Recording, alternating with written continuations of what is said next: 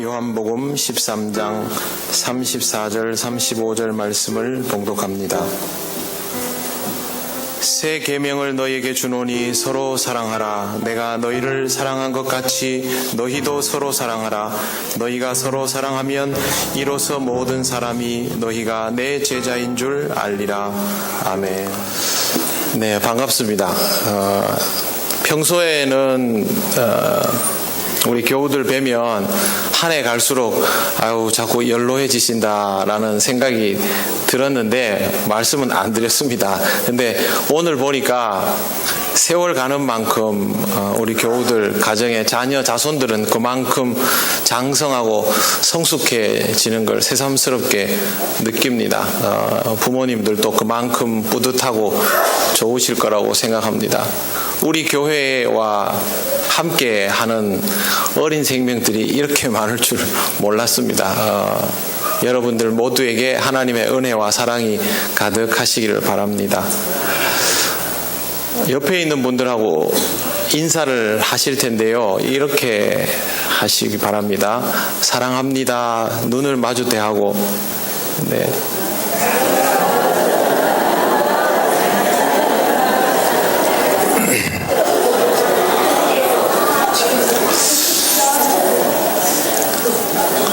오늘 자리를 잘못 앉았네 이런 분도 계시고 굉장히 흡족해하면서 하시는 분도 있는데 제가 질문을 드리겠습니다. 여러분 사랑합니다 하셨죠? 네, 이 말로 인해서 여러분이 가지고 있는 여러분 옆에 있는 분들에 대한 감정이 순식간에 달라질 수 있습니까? 달라질 수 있습니까? 그건 여러분들이 교회 다녀서 이게 익숙해서 그런 겁니다. 그렇게 되지 않습니다. 왜 그러냐면 여러분들이 인사하면서 굉장히 좋아하면서 사랑합니다 하는 분도 있고 약간 어색해하면서 하는 분도 있고 정말 오늘 잘못 앉았네 이런 분도 분명히 있습니다. 사랑합니다라는 말은 얼마든지 할 수 있습니다. 그러나 그것으로 인해서 우리의 감정이 순식간에 달라지지는 않습니다. 사랑이라는 것은 그만큼 어려운 것이죠. 이미 사랑하고 있다면 당연히 계속 사랑스러울 것이고 아직 사랑하고 있지 않다면 이 말 한마디를 한다고 해서 느닷없이 사랑하게 되지는 못합니다. 사랑합니다 라고 말한다고 해서 사랑하게 되는 것은 아닙니다. 사랑합시다 라고 말한다고 해서 사랑하게 되는 것도 아닙니다. 사랑해야지 생각한다고 해서 사랑하게 되는 것도 아닙니다. 사랑은 그런 것입니다. 우리는 사랑을 잘 못하면 교회 다니니까 하나님께 기도합니다. 하나님 우리가 사랑하게 해주세요. 우리에게 사랑을 주세요. 그러면 사랑이 막 생깁니까? 그렇지 않습니다. 사랑은 의지가 있다고 되는 일이 아닙니다. 왜 그러냐 하면 사랑은 감정이라서 그렇습니다. 인간극장에 그 남자의 집이라는 제목으로 등장한 박기수라는 분이 있습니다. 아이가 4명이었습니다. 4명이면 저도 3명인데 저는 그래도 어리석게도 셋 정도는 낳아야지라고 권합니다만 둘하고 셋은 얘기가 다릅니다. 숫자는 둘에서 셋이지만 실제로 둘에서 셋으로 넘어가면 제곱이 됩니다. 넷은 거기에 다시 제곱이 될 정도로 힘들죠. 어느 날 엄마가 쪽지를 써놓고 사라졌습니다. 혼자서 이 아이 넷을 키웠습니다. 그게 인간극장에 나온 것이죠. 모든 사람들이 텔레비전으로 그 모습을 봤지만 참 고생한다 라고 하고 끝났죠. 그런데 어느 아가씨가 그 집에 찾아갔습니다. 그리고 그 아이들의 엄마가 되기를 자처합니다. 13살이나 차이 나는 아저씨와 결혼을 했습니다. 애도 낳았습니다. 이제 애가 5명입니다. 2011년도에는 그 공주에 사는 분인 것 같은데 공주의 장로교 교회에 등록해서 신앙생활을 합니다. 지금까지 그렇게 살고 있습니다. 집에서 난리가 났죠. 여러분, 이 두 사람에 대해서 이해가 가십니까? 잘 이해가 가지 않죠. 사랑이라는 것은 다른 사람이 이해할 수 있도록 논리적인 경우가 별로 없습니다. 영국 사람들이 아주 사랑하고 자랑스러워하던 황태자가 있었습니다. 그리고 이 황태자가 임금이 되었습니다. 그런데 이 황태자가 미국에서 2번이나 이혼을 한 여인과 사랑에 빠집니다. 결혼을 하게 해달라고 하니까 의회에서 난리가 났습니다. 자랑스러운 영국의 국왕이 그들이 우습게 여기는 미국의 이혼한 여인과 결혼을 한다는 것은 용납할 수가 없는 일이죠. 그래서 승인해 줄 수 없다고 하니까 이 사람이 자기 동생에게 왕위를 물려주고 내려와서 그냥 그 다음부터는 자기 나름대로 자유로운 삶을 그 여인과 결혼해서 살았습니다. 세상 사람들은 바보라고 하겠죠. 그러나 두 사람은 끝까지 사랑했습니다. 이게 머리로 이해가 가는 일입니까? 세상에는 이런 사랑이 참 많습니다. 사랑은 이렇습니다. 감정이라서 논리로 이해하기가 어렵습니다. 만약에 이성만을 가지고 사랑을 정리하고 표현하려고 한다면 세상은 정말 살기 힘들어질 겁니다. 여러분, 사랑하는 사람 앞에 가서 사랑합니다 라고 말하는 건 쉽죠. 하지만 사랑하지 않는 사람 앞에 가서도 그렇게 말할 때가 있죠. 그런데 이성적으로 고지고대로 한다면 누가 나한테 다가오면 저는 당신 사랑하지 않습니다. 저는 아직 당신에 대해서 생각 중입니다. 그런 말 들으면 기분이 어떨까요?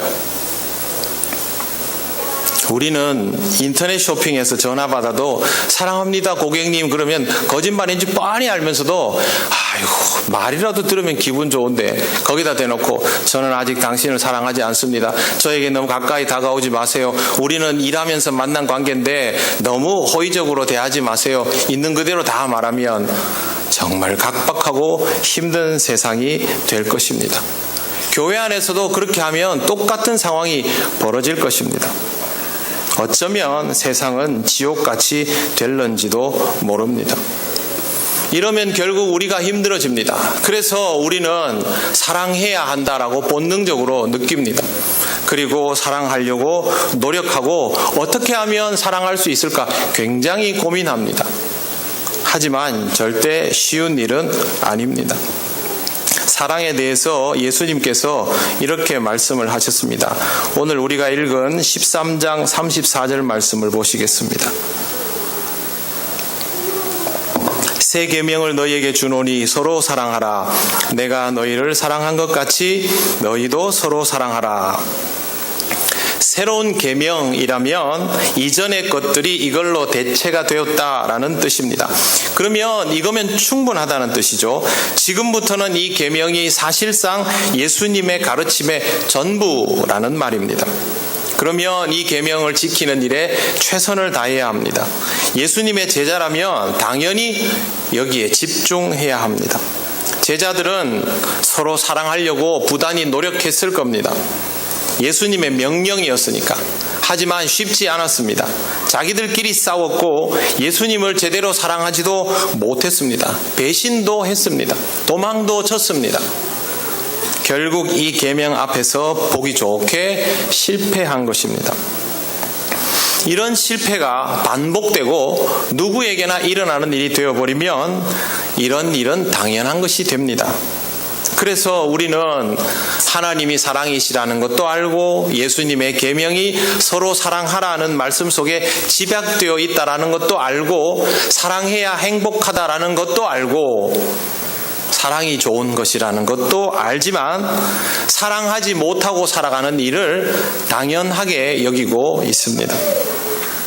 예수님께서 주신 가장 중요한 계명 앞에서 무감각해져 버린 우리가 지금의 모습입니다. 어차피 지킬 수 없는 명령인데 그냥 지키기 위해서 노력은 하자. 아니면 지키는 척이라도 하자. 이보다 나빠지면 안 되지 않는가. 이런 식으로 자기 합리화를 하면서 우리는 점점 사랑을 잃어가게 됩니다. 왜 우리는 사랑을 못할까요? 왜 우리는 이 계명을 수행하지 못할까요? 우리는 죄가 많아서, 악해서, 틀린 말은 아닙니다만 우리에게 하나님의 형상됨도 있다는 사실을 기억해야 합니다. 그 말은 우리가 얼마든지 하나님 앞에서 선을 지향하고 선을 이룰 수 있는 존재라는 뜻입니다. 이런 우리가 사랑하지 못하는 데에는 다른 이유가 있습니다. 서로 사랑하라는 이 계명을 오로지 명령으로만 받아들이기 때문입니다. 서로 사랑하라는 말씀은 명령일 수만은 없습니다. 명령일 수만은 없기 때문에 명령을 지키겠다는 태도로는 절대 지킬 수 없는 것이 바로 이 계명입니다. 사랑은 뭐라고 제가 말씀드렸습니까? 사랑은 뭐라고요? 벌써 잊으셨습니까? 예? 사랑은 감정입니다. 감정은 명령받는다고 생기는 것이 아닙니다. 여러분 형제간에 싸우는 집안들 있죠? 저도 동생하고 많이 싸웠습니다. 그러면 부모님이 앉혀놓고 뭐라 그럽니까? 서로 사랑해야지. 속으로 뭐라 그럽니까? 아버지 나가기만 해봐라. 얘는 내 손에 죽었다. 명령받는다고 되는 일이 아닙니다. 만약 우리가 하나님께서 전능하시니 하나님이 우리에게 강권하시니 하나님이 사랑하라 이러면 내가 명령만 받으면 내 안에 사랑이 막 생길 거다라고 생각하는 사람은 사랑이 뭔지를 잘 모르는 겁니다. 명령이 될 수 없다면 명령으로 받아들이지 않고 할 수 있는 상태를 만들어 갈 수밖에 없습니다. 결국 사랑의 감정이 생겨나야만 되는 일이라는 것이죠. 성육하신 예수께서 우리를 향하여 가지신 사랑을 우리는 다 받아보았고 그게 뭔지 압니다. 그런데 그 사랑이 하나님께서 명령하셨기 때문에 있는 사랑일까요? 그렇게 하면 사랑이 막 생기는 것일까요? 그러면 로봇에 다름이 없습니다. 예수님의 사랑은 전적으로 우리를 향한 감정입니다. 여러분이 자식을 보면서 가지는 그런 감정, 아주 오랫동안 함께 살아온 배우자를 보면서 느끼는 감정, 첫눈에 반해버린 누군가를 보면서 느끼는 감정, 그리고 교회에 오래 같이 다닌 사람들을 보면서 느끼는 그런 감정 같은 것입니다. 이런 감정이 없으면 사랑이 되지를 않습니다. 십자가를 지시고 죽으신 일은 엄청난 희생입니다. 우리는 그 희생을 보면서 주님의 사랑을 깨닫고 감격합니다. 그리고 주님이 살아오신 과정을 보면 우리를 향한 사랑의 감정이 있음을 역력히 느낄 수 있습니다. 하나님이 명령하여 보내셨지만 그 명령을 의지로만 수행한 것이 아니라 우리를 향하여 애틋하고 특별한 감정으로 스스로 자신의 한계를 넘어서면서 이 길을 원하신 것, 그건 바로 우리를 향한 특별한 마음인 것입니다. 요한복음 8장 11절에 가늠하다 현장에서 잡힌 여인에게 이렇게 말씀하시죠. 나도 너를 정죄하지 아니하노니 가서 다시는 죄를 범하지 말라. 여러분 여기서 뭘 느낍니까? 난 살았다. 그겁니까? 그거 아니죠. 어떤 마음으로 이 말씀을 이 여인에게 하는지를 느끼는 것이고 그런 마음으로 우리에게 말씀하시는 주님을 느끼는 것입니다. 갈릴리 바다에서 시몬 베드로를 다시 만났을 때 예수님 말씀하십니다. 시몬아, 내가 나를 사랑하느냐? 여러분 누구에게 내가 나를 사랑하느냐? 이런 질문 어떨 때 합니까? 한판 싸울래 할 때는 하지 않죠. 내가 상대방에 대해서 이미 감정을 가지고 있을 때 당신도 나를 사랑합니까? 라고 묻고 싶은 거죠. 예수께서 하나님이시라는 것에 너무 초점이 맞추어져 있다 보니까 예수님과 우리와의 사이에 그런 것들이 교감된다는 사실을 느끼지를 못합니다. 예수님은 십자가에서 죄 지은 자들을 용서해 달라고 하셨습니다. 자기들이 하는 것을 알지 못한다고 하셨습니다. 지금 누가 이해받아야 될 상황입니까? 예수님이 이해받아야 될 상황이죠. 그러나 예수님은 그들을 이해하려 하셨습니다. 사랑하셨기 때문에. 그것이 바로 우리를 향한 감정입니다. 명령받은 자의 행동이 아니라 사랑하기에 우러나오는 것들입니다. 예수님은 왜 이렇게 하셨을까요? 하나님이라서 그렇습니다. 우리를 만드셨고 우리에 대하여 무한 책임을 느끼시고 우리를 너무 잘 알기 때문에, 우리가 남이 아니기 때문에 그렇게 하신 겁니다. 부모가 자식을 향하여 가지는 그런 마음처럼 모든 인생을 남이 아닌 존재로 느끼기 시작하면 이런 감정은 생깁니다. 예수님의 감정은 우리 모두에게 향하여 있습니다. 자식을 이렇게 나무라면 어릴 때는 무서워하다가 머리가 좀 굵어지면 어느 순간 째려봅니다. 아니면 이런 말도 합니다. 엄마 미워. 아빠 미워. 그러면 여러분 무슨 생각하십니까? 아, 요놈 봐라. 네가 감히 나한테 이럴 수 있어? 내가 오늘 본때를 보여주마. 이렇게 하십니까? 해보신 적이 있으신가 본데. 그렇게 하지 않지요. 무슨 생각이 드십니까? 네가 왜 나한테 그런 말을 해야 되나?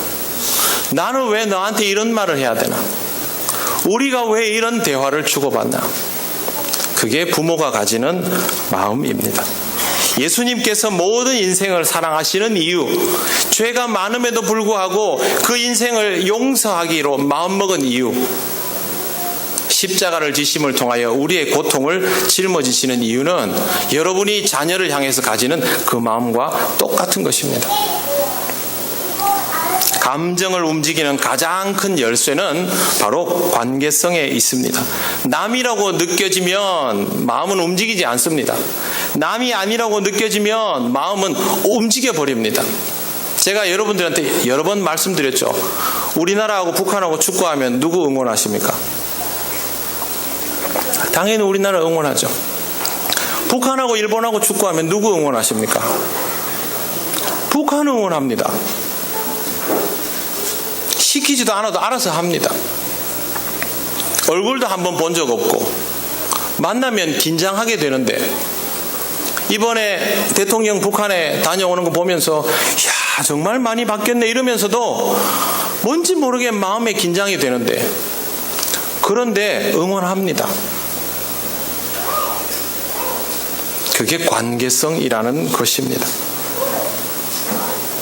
오랫동안 함께 신앙생활 하는 분들 중에 사랑하는 사람들이 많을 것입니다. 엄청 사랑하는 정도는 아니라도 분명히 사랑의 감정이 있다면 여러분은 더 이상 그분들을 남이라고 생각하지 못하는 것입니다. 그래서 그분들에게 무슨 일이 있으면 내일처럼 걱정하고, 도울 일이 있으면 알아서 돕고, 제가 여러분들 보면서 느낀 바가 되게 많습니다. 배운 것도 되게 많습니다. 서울 사람들은 삭막하거든요. 저희 아파트에 고양이들이 제법 많습니다. 서울 같으면요, 온 복도에 고양이가 다니고 비가 오면 엘리베이터 앞에 고양이가 버티고 있으면 난리 납니다. 경비 아저씨 혼납니다. 비가 많이 오는 날 고양이들이, 경비 아저씨들이 일하면요, 그 뒤에 계속 따라다닙니다. 강아지처럼. 밥을 주니까. 그런데 지하 주차장에 고양이들이 들어왔어요. 전부 비 오니까. 저는요, 쫓아낼 줄 알았습니다. 그런데 뭐라 하는지 압니까? 집이 비에 젖었나? 경비 아저씨만 그 고양이를 식구라고 생각하는 게 아니고 주민들이 그렇게 생각하더라고요. 그럼 못 쫓아냅니다. 정말 아침에 나갈 때마다 보면 개들은 뭘 하나 먹고 있어요. 경비 아저씨만 주는 게 아니에요. 아파트 주민들이 지나갈 때마다 하나씩 다 주니까 개들은 거길 떠날 마음이 전혀 없습니다. 관계성이라는 것은 그만큼 무서운 것입니다. 여러분에게 사랑의 감정이 필요한데 그 감정이 잘 생기지 않는다면 내가 어떻게 이 명령을 지킬까, 어떻게 이 계명을 지킬까를 고민하기 이전에 내가 어떤 관계성을 가지고 있는지부터 살피시길 바랍니다. 여러분 옆에 있는 사람들은 그냥 있는 사람들이 아닙니다. 하나님께서 다 이유를 가지고 그렇게 곁에 두신 사람들인 것을 기억하시기를 바랍니다. 서두에 말씀드린 것처럼 사랑이 너무 어려우니까 우리가 이렇게 기도합니다. 하나님, 우리가 사랑하게 해주세요. 우리에게 사랑의 마음이 가득하게 해주세요. 하나님, 저에게 사랑의 마음을 주세요. 사랑하게 해주세요. 이게 말이 안 됩니다. 하나님은 이미 사랑이시고 하나님은 사랑의 감정이 가득하셔서 나한테 넘치도록 다 주신 상태고 이 감정은 이제 나한테만 있으면 돼요. 근데 하나님이 이미 주셨어요. 그래서 나한테 그 감정이 없는 게 아닙니다. 하나님하고 나하고는 이미 교감이 됩니다. 그러니 더 달라고 할 것도 없습니다. 그런데 우리는 하기 싫으니까 계속 하나님 핑계만 대는 겁니다. 사랑을 하게. 하나님은 이미 날 사랑하고 나도 하나님 사랑하는데 거기다 대놓고 자꾸 더 주세요, 더 주세요. 그냥 고개만 돌리면 됩니다. 다른 사람 바라보면서 하나님이 나한테 주신 사랑이 이미 나를 통해 저 사람한테도 가는 거지라는 것을 받아들이기만 하면 됩니다. 저 사람도 남이 아니지, 저 사람도 남이 아니지, 내가 왜 저 사람하고 우리 교회에서 수십 년 같이 생활할까, 저 사람이 왜 우리 집안에 시집을 왔을까, 자가 왜 내 아들일까, 받아들이면 됩니다. 그거는 받아들이기 싫고 나는 하기 싫으니 하나님이 나를 조종해 주세요, 그거 아닙니까? 우리가 로봇입니까? 우리는 로봇 아니죠. 로봇은 우리보다 지능이 더 뛰어날 수도 있습니다. 그러나 로봇이 우리를 뛰어넘을 수 없는 것은 감정이 안 됩니다. 아무리 좋은 연산 능력이 있어도 감정 흉내를 낼지라도 감정은 안 됩니다. 그만큼 하나님께서 우리를 훌륭하게 만들어 주신 겁니다. 이렇게 훌륭하게 만들어진 우리가 자신의 감정을 조절하지 못하고 하나님께 책임을 전가한다면 하나님의 창조 사역과 섭리의 역사를 우리에게 내재하시는 그 작용을 다 왜곡하고 부정하는 것입니다.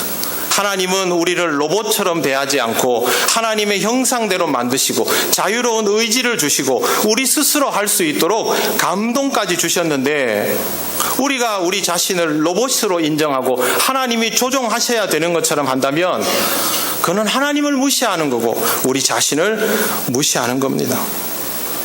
하나님께서 우리를 로봇처럼 쓰실 거면 지금까지 우리가 겪었던 그렇게 드라마 같은 인생은 필요하지 않습니다. 죄 지을 일도 없고 회개할 일도 없고 용서 구할 일도 없고 괴로워할 일도 없습니다.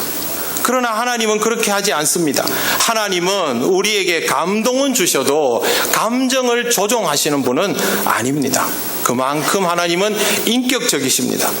그러니 우리의 감정까지 하나님께 책임을 떠넘기지 않도록 하시기를 바랍니다. 우리에게 사랑이 없는 것을 하나님이 더 역사하셔야 되는 일처럼 핑계하지 않도록 하시기를 바랍니다. 하나님은 사랑이십니다. 그리고 하나님은 우리를 사랑하셨습니다. 하나님의 사랑은 이미 우리에게 부족함이 없는 상태입니다. 하나님께서 우리에게 다 주셨다면 기도부터 바꾸시기 바랍니다. 하나님, 우리는 안 되오니 사랑을 더 주소서가 아니라 하나님이 주신 사랑을 깨달아 내 마음에서 그 사랑이 살아나게 하옵소서. 이미 받은 그 사랑을 내가 느끼게 하시고 이 사랑이 넘친다는 것도 믿게 하옵소서. 용기를 가지고 다른 사람들 앞에 서게 하옵소서. 그 사람에게 다가서게 하옵소서. 그렇게 기도하는 것이 더 나을 겁니다. 여러분, 이 부분 잘 생각해 보셔야 됩니다. 안 그러면 우리가 예수님에게 다시 십자가를 지라고 요구하는 것이 될 수 있습니다. 다시 죄사함을 해달라고 요구하는 것이 될 수 있습니다. 하나님께서 여러분에게 감동 주셨다는 것 기억하시고 여러분 안에 이미 하나님의 은총이 가득하다는 것, 하나님이 많이 사랑해 주셨다는 것, 그래서 알고 보면 내게 사랑이 넘친다는 것 꼭 발견하시고 그 사랑을 사용할 줄 알게 되시기를 바랍니다.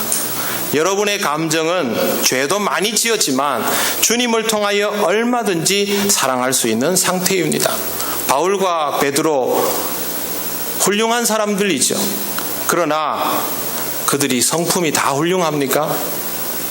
그렇지 않죠. 문제투성이었습니다. 우리는 안 그렇습니까? 저와 여러분에게는 다 고질적인 문제들이 있습니다. 그러나 하나님을 믿고 그 사랑을 받으니 그 사랑을 넘치도록 나누어 줄 수 있는 상태가 된 것입니다. 명절 되니까 좋습니다. 저는 우리는 집안이 식구가 많지 않지만 식구가 가득한 예배당에 있으니까 정말 좋습니다. 하나님은 우리로 하여금 만날 수밖에 없는 인생들을 계속 들이밀어 주시는 분입니다. 뗄래야 뗄 수 없는 사람들, 자주 만난다고 무조건 다 사랑하는 건 아니고 피 한 방울 섞이지 않으면 더더욱 사랑하기 어려울 수 있습니다. 요즘은 피를 나눈 형제라도 돈 때문에 서로 사랑해야 한다는 것을 잊어버리는 일들도 많습니다. 그러면 만날 때마다 힘들고 괴롭습니다. 그렇게 불편하게 살지 마십시오. 안 보면 그만이다. 하나님이 그걸 그냥 두겠습니까? 징글징글하게 계속 보도록 만드십니다. 저는요, 자라면서 세상이 바뀌면 명절도 없어지지 않을까 싶었습니다. 21세기에 화상전화도 되는데 어른들도 인터넷 채팅하는데 이건 안 바뀝니다. 앞으로도 안 바뀔 겁니다. 핵가족이 아무리 돼도 이 풍경은 바뀌지 않습니다. 왜? 사람은 사람을 필요로 하기 때문에. 여러분, 명절이 왜 생겼을까요? 조상을 숭배하는 형식을 지키려고? 아닙니다. 함께 모이기 위해서 구실을 만들어서 그렇습니다. 안 그러면 조상을 숭배하는 일들이 사라지면 이것도 다 사라져야지요.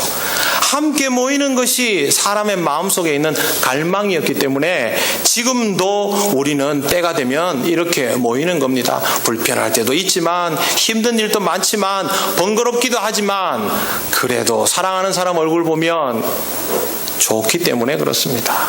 여러분, 이 감정의 한계를 점점 더 넓혀 가시기를 바랍니다. 하나님의 사랑이 여러분에게 있다면 한 걸음 더 나아가셔야 합니다. 주님이 우리를 느끼기 위해서 우리 곁에 오셔서 우리 곁에 머물러 주신 것처럼 여러분 주변에 있는 사람들을 느끼기 위해서 여러분들이 먼저 한 걸음 다가서시는 삶을 살아가시기 바랍니다.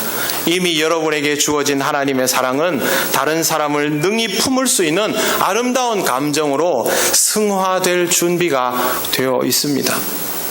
제가 청년들한테 이런 얘기 많이 했습니다. 하나님을 잘 믿으려면 연애를 꼭 해봐라. 자식을 꼭 낳아봐야 한다. 그 말은 다른 거 아닙니다. 사랑을 꼭 해보라는 겁니다. 사람들과 사랑을 나누지 못하는 사람이 하나님과 제대로 사랑하는 것은 불가능한 일입니다. 보는 바 사람들과 사랑을 나누시고 하나님께서 여러분 곁에 있도록 다 맺어둔 관계들, 그들부터 다시 품고 사랑을 나누시기를 바랍니다. 그들을 통하여 여러분을 사랑하시는 하나님의 마음을 느낄 것이고 여러분에게 사랑이 넘치는 인생을 살아갈 수 있는 기회를 주시는 이유를 다시 한번 깨닫게 되실 것입니다.